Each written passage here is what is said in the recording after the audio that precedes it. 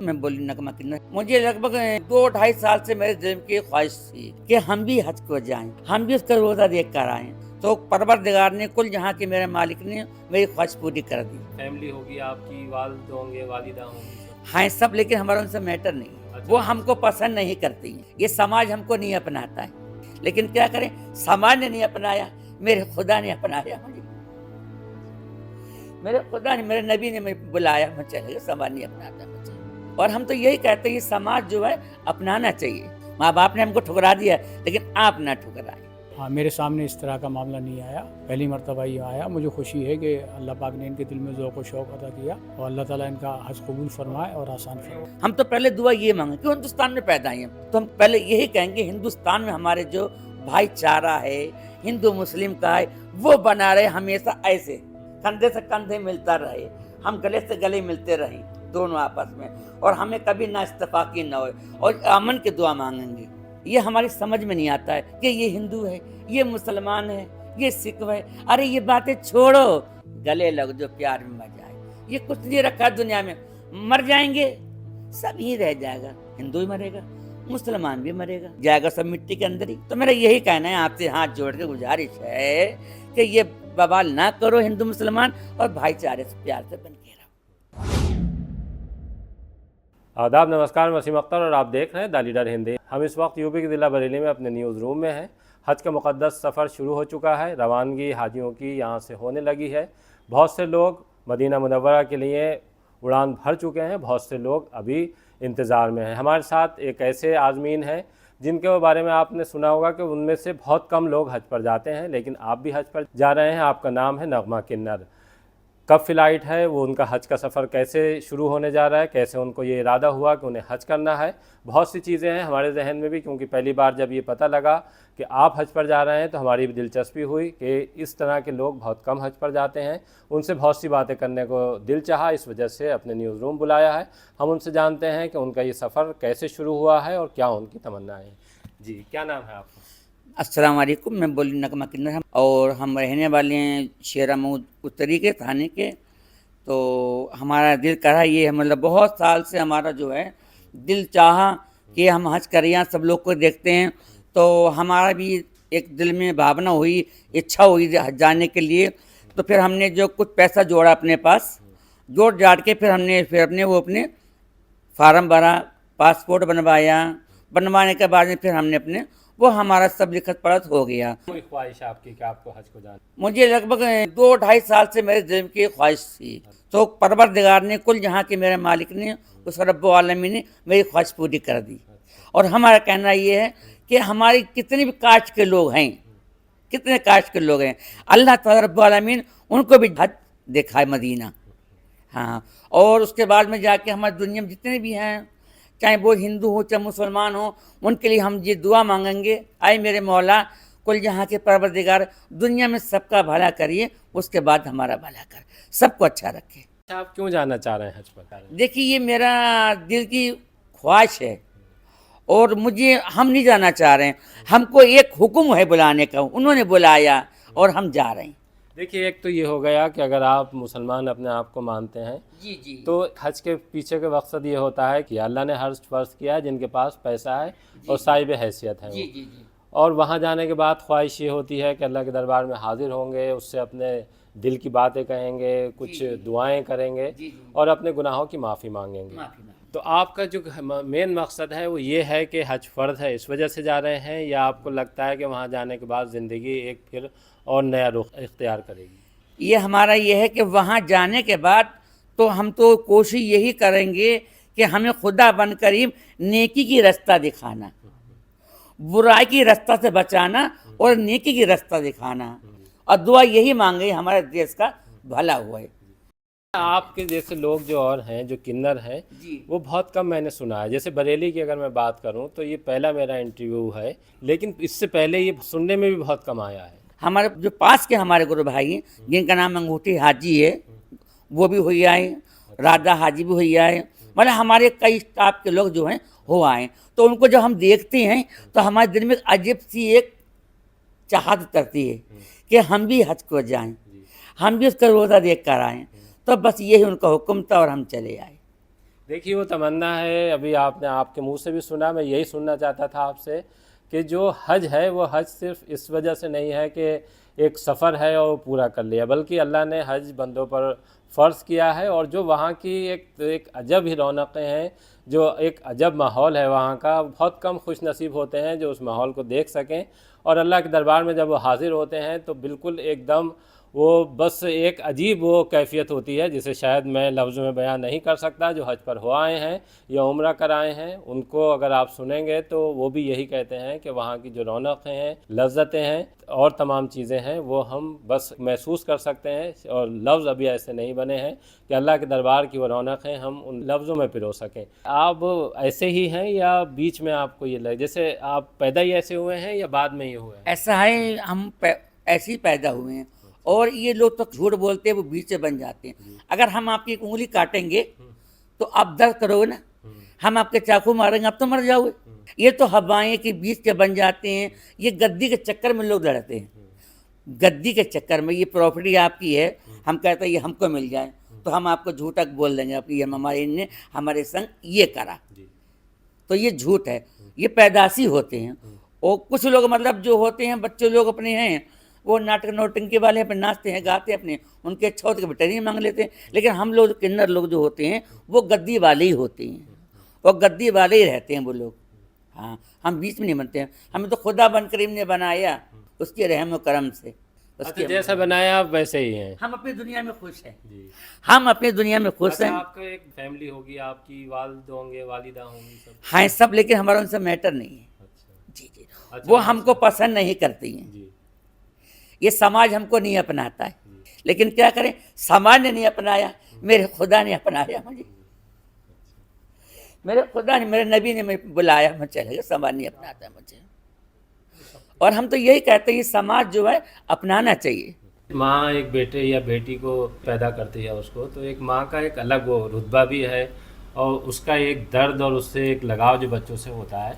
तो कभी माँ को आपने समझाने की कोशिश नहीं की कि मैं जैसा भी हूँ या जैसी भी हूँ? मतलब ऐसा है कि जब हम फैमिली में पैदा होते हैं तो उसको हम लोग को जो तो ना तो स्कूल में नौकरी मिलती है, स्कूल में हम लोग जाते हैं तो जैसे कुत्ते को भगाते नहीं, इस तरह से लोग दूर करते हैं स्कूल में भी। मतलब जिस जहाँ हम जाएंगे तो हमको लोग गिरी नज़र से देखते हैं। ये समाज देखता है, ये समाज देखता है हमको गिरी नज़र से। तो मेरा यही कहना है समाज से भी कि हम भी इतने बुरे नहीं, एक बार हमारे दिल से पूछ के देखो। आपने अभी बड़ी बात कही कि माँ ने बाप ने नहीं अपनाया, अल्लाह ने हमें अपनाया और उसने हमें अपने दरबार में हाज़िरी का मौका दे दिया। तो कभी अल्लाह से आपने ये जो आप फरियाद, जो आपकी एक तड़प है और ये जो आपकी एक पीड़ा जो है वो आपने अल्लाह के सामने कभी कही? नहीं, खुदा बन करीम के सामने तो रो रो कहते हैं, लेकिन जब खुदा बन करीम तो हुक्म से पत्ता नहीं हिलता है तो माँ बाप कैसे हिल जाते?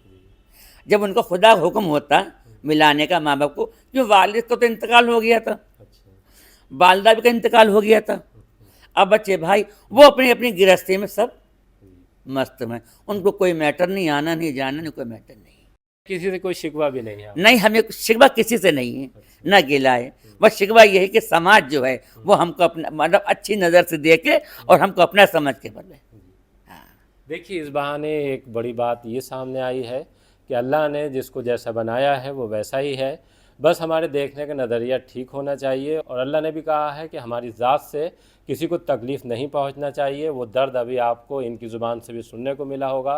जो जैसा है उसको हम वैसा ही समझें, लेकिन अपनी जो तल्ख़ नज़रें हैं या तल्ख़ अल्फाज हैं उसके लिए इस्तेमाल नहीं करें। यही शायद आपकी गुजारिश है। जी बिल्कुल बिल्कुल। पर ये गुजारिश हमारी है कि हमको इज्जत दें। माँ बाप ने हमको ठुकरा दिया है, लेकिन आप ना ठुकराएं। आप हमें समाज इज्जत दे और इज्जत चाहते हैं हम सब, अच्छी नज़र से देखे, अच्छी बात करे और अच्छा व्यवहार हमारे संग करें। लेकिन सभी तरह के लोग हैं। अगर हम सोसाइटी की बात करें, समाज की, तो उसमें सब तरह के हैं। बहुत से लोगों ने आपको ठुकराया होगा, बहुत से लोगों ने आपको दिल को ठेस पहुंचाई होगी, तकलीफ़ पहुंचाई होगी, लेकिन बहुत से लोग ऐसे भी मिले होंगे कि जिन्होंने आपके दर्द को समझने की कोशिश की होगी। मेरे मोहल्ले में जो रहते हैं उसमें हिंदू भी हैं, मुस्लिम भी हैं।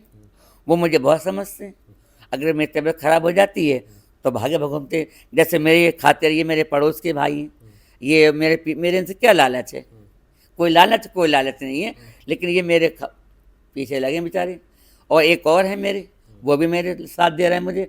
तो सब नजर, सब दुनिया एक सी नहीं है, ये 5 उंगली बराबर एक सी नहीं है, कोई छोटी है कोई बड़ी है, लेकिन 10% जो हैं लोग वो हमको गिरी नज़र से देखते हैं।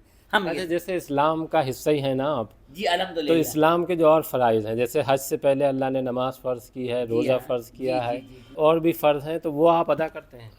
जैसे पहले तो हमारे, पहले तो नमाज फ़र्ज़ है हमारे यहाँ, कि नमाज पढ़ते हैं हम 5 वक्त की। उसके बाद में जो है अल्लाह ताला फरमाता है कि अगर कोई गरीब है उसके संग आप मदद करते हैं तो खुदा बन करीम खुश होता है। जैसे हमने एक रोटी खा ली और हमारे कोई बेचारा पड़ोस में गरीब है, वो भूखा है, तो अल्लाह ताला फरमाता है कि तुम अपनी रोटी उसको दो, जाके अपनी रोटी उसको दो, तुम भूखे रह जाओ, उसको भूखा मत रखो। अल्लाह ताला ये फरमाता है हमारा कि अपने ऊपर, अपने आप को ना देखो, दूसरे को देखो, कि कोई गरीब है उसकी पहले मदद करो, अपनी बातें मदद करो। जो लोग हज करके आए होंगे, जैसे आप बता रही हैं कि जो आपके गुरुजी के और जुड़े लोग हैं, जब वो हज के बारे में आपको आके बताते थे तब आपको कैसा लगता था? तो हमें तो बड़ा आंखों में हमारे आंसू आ जाते थे। तो हम कहते थे भाई देखो भाई, क्या पता मेरे मौला हमें बुलाएं ना बुलाएं। तो उनको लोग कहते हाजी साहब, आंसू क्यों आ जाया करते थे? आंसू यही आते हैं कि वो एक बहुत अच्छी जगह है और किस्मत वालों की मिलती है, और हम नाचीज़ तो किसी काम की नहीं है, हमारे पास तो कोई सहारा नहीं है। लेकिन क्या उस अल्लाह हुक्म ऐसा था कि खुशी के आंसू हैं, ये खुशी के आंसू। अच्छा, अपने आप को आप नाक़िस समझ रही हैं, नाचीज़ समझ रहे हैं, लेकिन अब जब बुलावा आ गया है तब आप अपने आप को क्या समझ रहे हैं? तो मैं बहुत अल्हम्दुलिल्लाह अपने को बहुत खुद नसीब, अल्हम्दुलिल्लाह, शुक्र सुमालिक करब आलमीन का कि हमको उस काबिल समझा। हम बहुत खुश हैं, बहुत खुश हैं, और दुआ करते हैं खुदा बन करीम से कि हमारी जितनी बिरादरी में होती हुए वो भी सब जाएं, और जितने भी लोग हैं वो भी जाएं। और परवरदिगार कुल जहाँ के मेरे जितने भी हिंदू भाई हैं, मेरे मालिक करे, परवरदिगार करे उनको रब्बुल आलमीन उनको सबको अच्छा रखे, उनकी तंदुरुस्तियाँ अच्छा रखे, क्यों वही हमको देते खाने के लिए। अपने लिए सब दुआ मांगते हैं वहाँ जाने के बाद। आप इस मुल्क हिंदुस्तान के लिए क्या दुआ मांगेंगे? मैं पहले तो हमारा मतलब ये है कि हमारे हिंदुस्तान अमर रहे, अच्छा रहे, सुख शांति रहे। हम तो पहले दुआ ये मांगे कि हिंदुस्तान में पैदा हैं, हम हिंदुस्तान की रोटी खाते हैं, हिंदुस्तान का गाना गाते हैं। तो हम कहते हैं पहले यही कहेंगे हिंदुस्तान में हमारे जो भाईचारा है हिंदू मुस्लिम का है वो बना रहे, हमेशा ऐसे ऐसे बना रहे, कंधे से कंधे मिलता रहे, हम गले से गले मिलते रहें दोनों आपस में, और हमें कभी ना इत्तेफाकी ना हो, और अमन की दुआ मांगेंगे। हाँ, एक तो ये हो गया कि अल्लाह से आप दुआ मांगेंगी। अगर जैसे अमन को और भाईचारे को और जो यहाँ की खूबसूरती है, जैसे गंगा जमनी तहजीब हम कहते हैं, तहजीब है। तो वो एक नागरिक की जिम्मेदारी जो होना चाहिए, तो आपको क्या लगता है कि आपको या दूसरे मज़हब के लोगों को क्या करना चाहिए कि ये सब चीज़ें बनी रहें? मेरा ये कहना है कि जो से हमारे मुसलमान भाई हैं, ठीक है, तो वो अपने अपने हिंदू भाइयों को इज्जत दें, उनको गले लगाएं, और उनको भी ये चाहना चाहिए कि हम इनको अपनाएं। जैसे छोटा भाई है तो जैसे अब उसको जिम्मेदारी है कि मैं बड़े भाई की इज्जत करूं, उसको इज्जत दूं, उसको मैं खुश रखूं, और बड़े भाई की जिम्मेदारी ये कि मैं छोटे भाई को खुश रखूं। यही होता है। और हम तो ये चाहेंगे कि हमारे हिंदुस्तान में परवरदिगार रब्बुल आलमीन किसी तरह से कोई बवाल कोई कुछ न हो, और शांति का बनो, भाईचारे कैसे हो, और मालिक करे सबका होए, सबको दे, बच्चों वालों को बच्चे दिए, और रब्बुल आलमीन हमें हद मदीना कराए। देखिए, अल्लाह ने बहुत बड़ी बात आपने की है। इसको शायद दर्द को आप इनके लफ्ज़ों में महसूस कर सकते हैं। मैंने महसूस किया है कि अगर अल्लाह ने, उनका कहना यह है कि हमें बच्चे नहीं दिए हैं तो अपने घर का बुलावा दे दिया।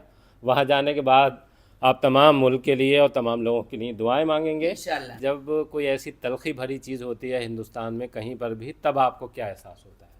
जैसे अगर कोई दो हिंदू मुस्लिम आपस में कहीं इस तरह का टकराव होता है, तब तो ये हमें मतलब ऐसा लगता है कि हमारे कोई सीने से कलेजा निकाल के ले जा रहा है। क्यों? हमारा वतन और हम वतन के, हम इस मिट्टी से बने हैं, इसी मिट्टी में हमको जाना है। हमारे हिंदू भाई भी मिट्टी में जाएगा। फ़र्क कितना है कि मैं कब्र में जाऊंगी, तुम राख में जाओगे, लेकिन राख कहाँ मिलेगी? राख तो मिट्टी मिलेगी ना, और हम भी मिट्टी मिलेंगे। जब हम चीज़ एक ही हैं खून हमारा एक ही है, हमारा वतन एक ही है, तो हम काय के झगड़ा करें?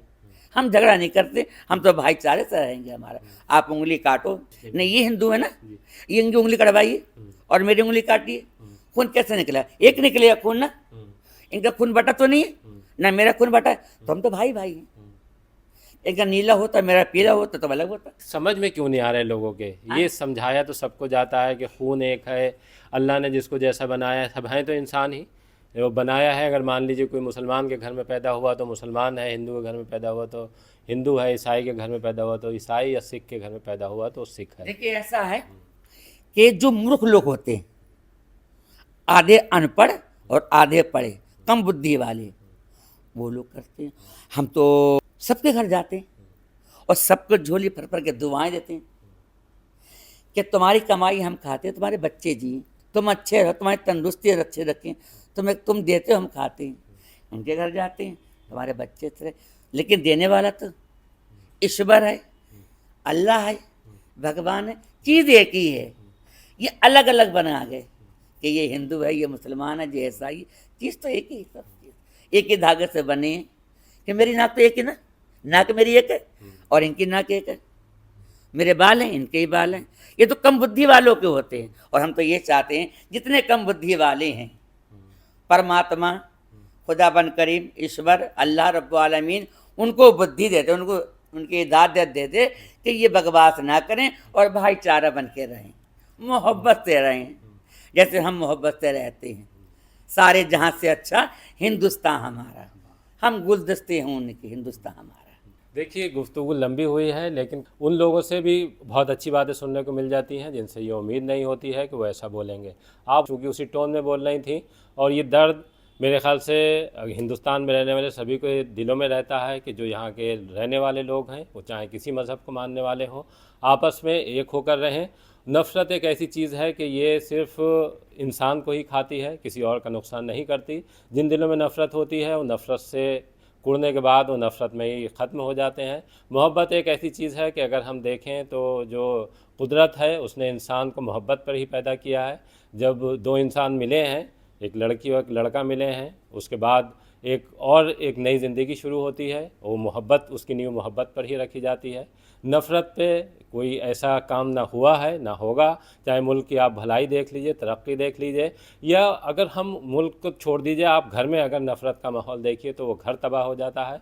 अगर मोहल्ले में नफ़रत होगी तो उस मोहल्ला उस नफ़रत की आग में जल जाएगा। फिर हिंदुस्तान तो बहुत बड़ा है। आपने जो बातें कही हैं, ये बातें ज़ाहिर सी बात है जो मुल्क के लोग हैं वो सुनेंगे और उनकी समझ में भी आएंगी। आपको बहुत बहुत मुबारक कि आपको अल्लाह ने अपने दरबार में बुलाया, और हमारी गुजारिश है कि वहाँ जाने के बाद जिस तरह से हमसे आपने बातचीत की है, आप भी इस मुल्क के लिए, इस मुल्क के रहने वालों के लिए वहाँ दुआ कीजिए। और अगर आप कुछ और लोगों से कहना चाहती हो, जो बात अगर रह गई हो, तो वो भी कह सकते हैं। दिल में हमारे बात ये रह गई है कि हम कभी कभी सोचते हैं कि हम पहले, हमारे दादा थे, हमारे परदादा थे, हम उनके थाली में खाते थे, वह हमारे समय में खाते थे, हम उनके पूरी खाने जाते थे।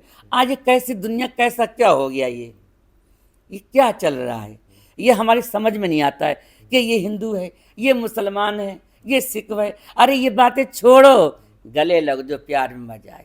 ये कुछ नहीं रखा दुनिया में, मर जाएंगे, सब ही रह जाएगा। हिंदू ही मरेगा, मुसलमान भी मरेगा, जाएगा सब मिट्टी के अंदर ही, मिट्टी के अंदर ही जाना है। तो मेरा यही कहना है, आपसे हाथ जोड़ के गुजारिश है कि ये बवाल ना करो हिंदू मुसलमान, और भाईचारे से प्यार से बन के रहो बस। और मैं इसलिए दुआ करूंगी जाकर मदीने में कि मेरे मुल्क शांति रहे और मेरे हिंदू मुस्लिम भाईचारा ऐसे बना रहे, जिंदगी बने। मैं हज ट्रेनर मोहम्मद यासीन कुरैशी। यासीन भाई, कोई पहले इस तरह का मामला आपके सामने आया कि कोई किन्नर को आपने ट्रेनिंग दी हो या उनके बारे में सुना हो, हज पे जा रहे हैं? ये पहली मर्तबा हमारे पास आए और हमें बड़ी खुशी हुई। नहीं, ये पहला मौका है? जी हाँ, ये पहला मौका है कि इस तरह के लोग हमारे पास आए किन्नर, और उनके अंदर बड़ा जज्बा है काबे शरीफ जाने का और मदीना मुनव्वरा की हाज़िरी का और अपने अरकान अदा करने का और सीखने का। तो मैंने उनको, जो जानता हूँ, मैंने उनको ट्रेंड किया है कि उन्हें किसी किस्म की वहाँ दिक्कत ना हो। अच्छा, बरेली से अभी तक कोई इस तरह का मामला आया नहीं? हाँ, मेरे सामने इस तरह का मामला नहीं आया, पहली मर्तबा ये आया। मुझे खुशी है कि अल्लाह पाक ने इनके दिल में ज़ौक़ व शौक़ अता किया और अल्लाह ताला इनका हज कबूल फरमाए और आसान फरमाए। नगमा किन्नर के इस दर्द को और इनके लफ्ज़ों में छुपी जो बहुत बड़ी गहरी बात है उसको समझने की कोशिश कीजिए और देखते रहिए द लीडर हिंदी।